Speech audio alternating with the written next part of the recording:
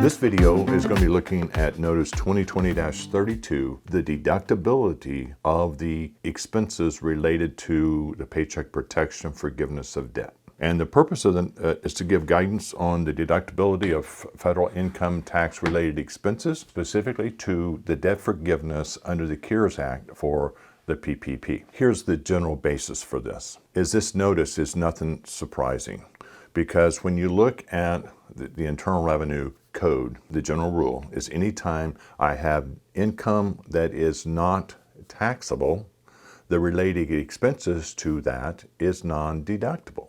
It's not income and it's not a deduction. That's the concept. So the notice, again, was nothing surprising except for the fact that if you read the CARES Act, and again, this notice specifically addressed to the PPP debt forgiveness under the CARES Act, the notice says they went through every section and there was no place that the Act actually addressed the related expenses should still be allowed. So the IRS took a position consistent with prior law. Now, since the time of the notice, a few days ago, some of the congressmen have been saying to the IRS and Treasury, we think that the intent here, and I think it was the intent, was that these expenses were still to be deductible. It's just that this debt forgiveness is not income. IRS, as a last reading, is still of a position that they don't write new law, they interpret that law. Right now, if we had to do a tax return, we've got an IRS notice that says, here's what the law is.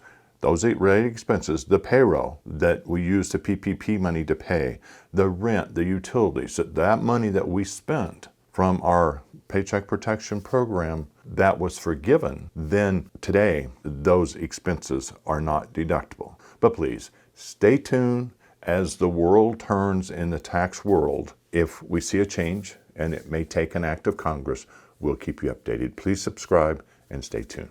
Thank you.